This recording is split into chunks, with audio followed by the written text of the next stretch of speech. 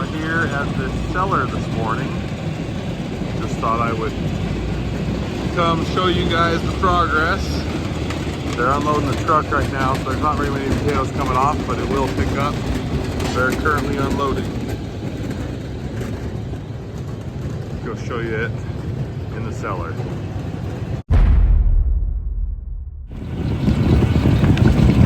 They're coming. Just started unloading another truck, so there should be a lot more coming soon. Let's go walk down in here. They've been going for about half an hour, and I've already heard him move the piler a few times. So we'll go down here and watch the stack. I want to say this is day 10 of potato harvest, but to be honest, it all just is kind of blending together at this point. We've been going and going and going. I think we're halfway now, because this cellar, we filled 4 cellars. This is the 5th cellar. We only have 3 more cellars. Granted, those 3 cellars are our biggest cellars. So, those last 3 cellars probably hold as much as the first 5. But the potatoes are looking really good. It's always funny to see them go really fast off of this one and then really slow right here. But there's not a whole lot of dirt making it down here to the piler. Just a little bit here and there.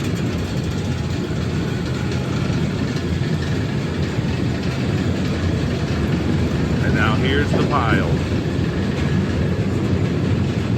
When do you think you'll finish this cellar? When do you think you'll finish this cellar? Are you? Today, I don't know what time, but maybe today, or 3 o'clock. 3 o'clock? I'm thinking they'll finish this cellar by 3 o'clock today. But the pile's really coming along. This is our shortest pile that we have.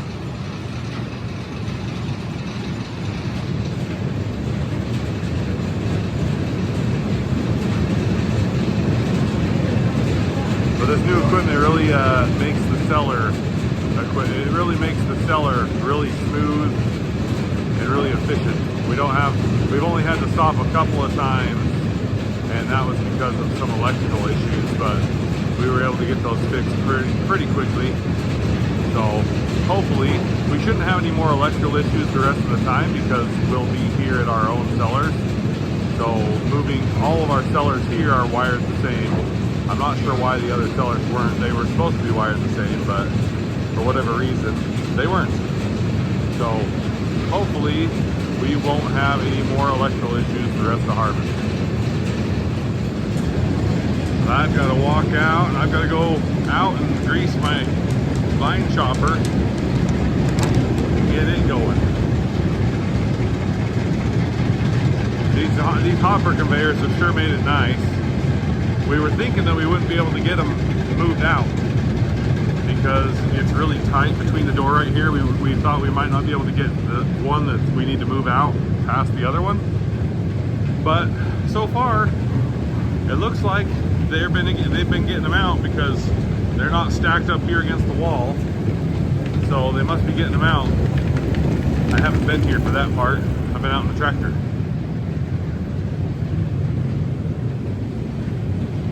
Normally, I'm not out in the tractor as much, but because I got behind at the beginning of harvest, I've had to spend a lot more time in the tractor, making sure I stay ahead. But maybe near the end of harvest, I will not have to be in the tractor quite so much the last couple days. Okay, well, I've just been out here greasing my chopper, but I've spent the last 30 minutes digging twine out of my bearing inside there. I'm hoping that I caught it before it ruined the bearing, because it was packed clear down in here between the lock collar and the bearing seal. So I'm hoping, fingers crossed, that the bearing's fine, and I was able to get all this twine out because twine, when it gets in there around your bearing seal, wraps around, it just gets in there, it just destroys your bearing seal. So hopefully we're good and it doesn't go out, because I don't even know how I would go about replacing those bearings. All right, I just finished that field and now I'm in this field. So the other side of the pivot, this is a different field, has its own pivot back there to water this field. The crazy thing is, this field was super green yesterday. So what happened was we got our first frost last night. So last night, the temperature actually dropped to 32 degrees. Well, with doing that, it pretty well killed all of the remaining potato plants. All the vines that were still green and growing, it pretty well killed them. So I still have to chop them because there's still all the foliage there, but at least now the foliage is mostly dead. So it should actually chop a little better. But I'll get out here in a minute and I'll go show you what the plants look like after they've been frosted. So I've made it over here to the edge of the field now. I've kind of been skipping all the way along, it just makes it easier. But there's these really tall weeds that are actually taller than the tires of the tractor. What's crazy is how good this thing does at just turning them to nothing. Like, granted, you can't really see a whole lot back there because it's so dusty, but there's just nothing back there. I'll show you when I get heading back the other way that after this pass of all these weeds, that there's just nothing there. Well, there's the edge. That's where I just went. You can see some stems and stalks sticking up, but for the most part, there's just nothing there. This shredder does a good job. You can see unshredded, shredded. Works pretty good. Okay, I'm about halfway across this field now. So I went all the way across it, skipping every other pass just because that makes it easier to turn around. And now I'm working my way back across the field doing the other passes. But I just got word that they've actually been broke down in the field for 3 hours now. So I guess what happened, there's big drive sprockets on those belted chains. So on the secondary, the drive sprockets were getting worn and it was starting to wrap the chain up all the time. So they decided they wanted to change those sprockets, and while they were changing the sprockets, they saw a bearing was out, so they changed the bearing as well.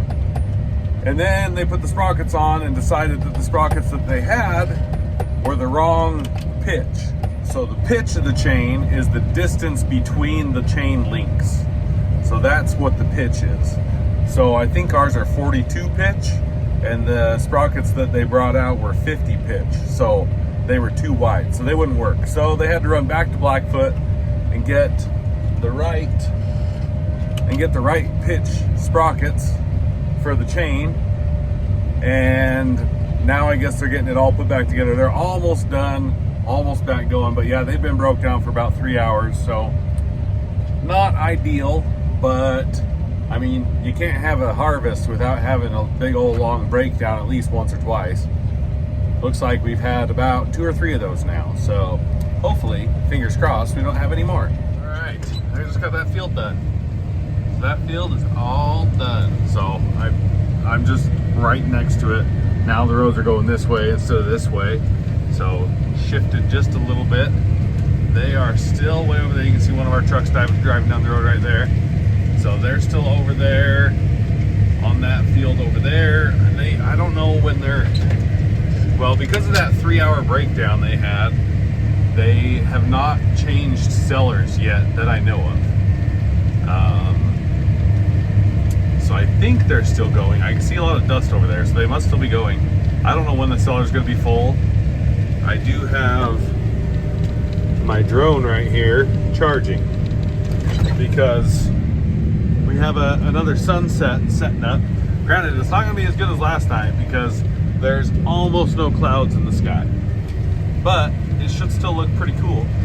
So I'm going to fly my drone over there to that field when it gets about sunset and see if I can get some cool drone shots.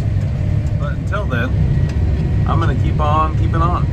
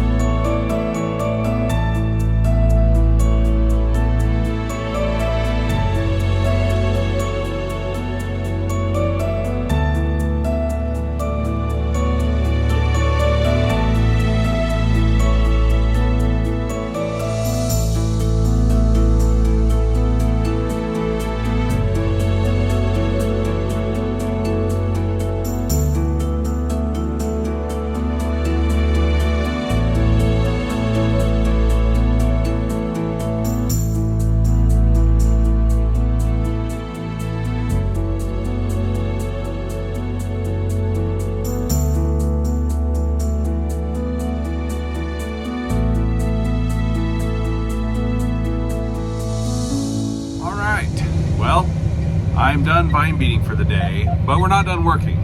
The cellar's full. So we're gonna go move cellars tonight. That way we can just start first thing in the morning in the new cellar and get it all ready to go so we can just take off. So we don't have to do it in the morning. We're just gonna do it tonight. It's about 9:30, but since it's just moving from one cellar to the next one, it shouldn't take too long, ideally. We don't even have to unplug very much stuff. We just drive it in one and out, or drive it out of one and into the other one. So, hey, make sure that if you're coming back and watching these videos and you're not subscribed yet, make sure you go down below and hit that subscribe button because it really helps us out. Hey, I just realized that I can see myself in my camera in the reflection. It's like Inception. All right, we're out here. All the cellar crew is starting to go home, so we're gonna start getting things moved over. They're over there getting the piler turned on and pulled out. Just moved one conveyor. This cellar is the one that has all the nice new shiny vents, because this is actually the cellar that had all the rotten potatoes in it earlier in the year. So we had to redo this entire floor. this whole cellar was rotten, and we had to wash 60,000 sacks of potatoes that were in here. They didn't want to take them. They started rejecting them. They said, if you can't bring them in clean, then we're not going to take them, and we weren't going to get paid for them. So we got a wash plant. Go check out that video. Actually, there's a few videos of that. And we washed this entire cellar and sent them in. We only lost about 8,000 sacks of the 70,000 that was in here. So we did pretty good. Slow and steady. Getting this thing pulled out. It's kind of nice that it has the big light bar on there. Makes it easy to see. This is the front of this cellar. So the dirt cellars, they just end it. There's not really anything to stop them. All the rest of our cellars, they have a big brace that comes up right here with boards that go across, or a gate. So yeah, these potatoes all look really good. And we haven't filled this cellar completely full in a while. Just got our new doors shut. Trevor's over here setting the air system so we can get the air going and keep these cool, keep them ventilated so they don't go bad. Okay, we are moving the sorter table. We just moved the even flow bin forward. We have to move all this stuff forward so the piler can get in. There's a big mud hole right there that we have to avoid. We're thinking that we're probably this is about where everything's gonna be. We just have to move forward enough that we can come straight out of that cellar. And we should be good to go. So we'll get this all moved forward. I don't want to hit the even flow bin. We're gonna call that good for now. We were back. The back tires of this were in this big nasty mud hole, and it stinks really bad, and all the pickers were not too happy about it. But we'll get it moved out of the mud hole so it won't stink as much. Just gotta get this slow thing going. We're getting there. Getting there. We almost have pulled this tire off the bead multiple times. Every time he turns sharp, it has the weight of this on it, and it just wrinkles the tire and tries to pull it off the bead. Needs bead locks. Then this thing is gonna go right through the mud hole. We're getting there. It's just slow. All right, we got the piler almost all the way in, so now we're starting to expand this. So the bottom is now sliding out.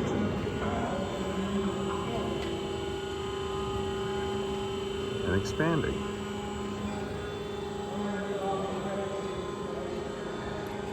The cellar is not as long, but it's wider and taller, so it actually holds the same amount of potatoes as that really long A-frame we just came out of.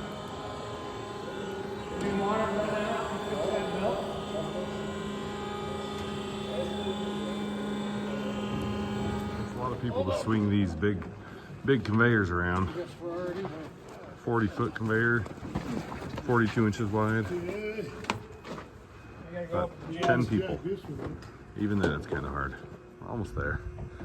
We just, instead of using our little 20-foot conveyor, we just put one of our big conveyors right here, and that'll dump over the side and go straight in. And then when it gets out here, the expandable will be right here as we take conveyors out. So this is pretty well set up. We just have to move the even flow bin into position. We should be good.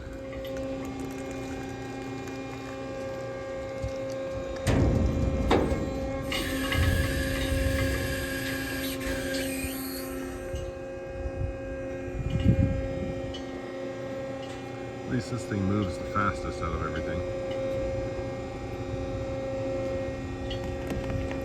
All right, well, we got it all set up as much as we got to do. There's a belt that needs to be replaced and a roller that needs to be replaced. So we're gonna do that in the morning when we can actually see what we're doing. And yeah, I love you guys. I'll see you in the next one.